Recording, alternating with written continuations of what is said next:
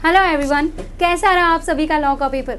I hope आप सब लोग थोड़ा सा रिलैक्स फील कर रहे होंगे बिकॉज सेप्टेम्बर 25 का लॉ का पेपर फाइनली आपका कंप्लीट हो चुका है। And the thing is institute ने इस बार आप लोगों के साथ बहुत चीज़ अच्छी करी है उस पेपर में। वो क्या है कि आपके जितने भी बड़े मार्क्स के डायरेक्ट क्वेश्चंस थे वो सारे के सारे बहुत ईजी आए थे कंपैरेटिवली, ठीक है। एंड जो छोटे छोटे मार्क्स के थे लाइक 3 मार्क्स हो गया, आपका 4 मार्क्स हो गया, उसमें उन लोगों ने थोड़ा बहुत ट्रिक्स एंड आपका ट्रिक्स खेली थी, राइट। सो नाउ एक बार थोड़ा सा हम लोग वेटेज वाइज देखें तो आपका आईसीए ऑलमोस्ट 35 मार्क्स का आया था, राइट। सोगा में वही आपका 34 मार्क्स का वेटेज था। Sources of law as usual आपका 6 मार्क्स का था। एलएलपी 6 मार्क्स का था। आईपी आपका 20 मार्क्स का था। हाँ, कंपनीज एक्ट थोड़ा सा और वेटेज डाल सकती थी इंस्टीट्यूट, बट उन्होंने 14 मार्क्स पे उसको क्लोज कर दिया, right. Negotiable instrument as usual आपका 14 मार्क्स का आया था। एंड अगर थोड़ा सा और डिटेल में देखेंगे तो जो 3-3 मार्क्स के आईसीए के क्वेश्चन थे, समवेयर बच्चे थोड़े बहुत उसके अंदर कंफ्यूज हुए हैं, थोड़े बहुत उसके अंदर घूमे हैं। हाँ, ट्रू एंड फॉल्स कभी देखा नहीं गया है पेपर में, बट इस बार इंस्टीट्यूट ने वो भी आजमा लिया आप लोगों के साथ। बट ओवरऑल देखा जाए तो पेपर मेरे अकॉर्डिंग जो था मिक्स पेपर था,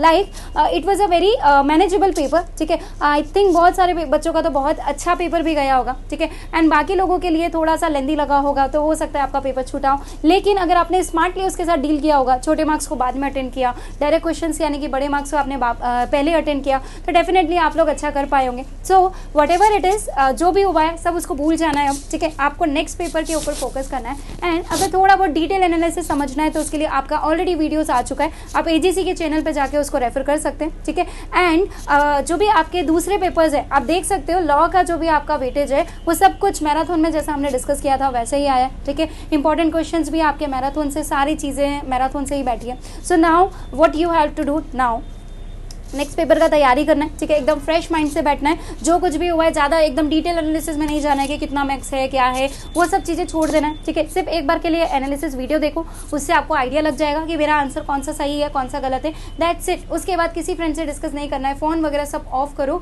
एंड नेक्स्ट पेपर की तैयारी करो। So all the very best for your next paper and go and watch that video जो भी आपका डिटेल एनालिसिस है, दैट्स ऑल। Thank you.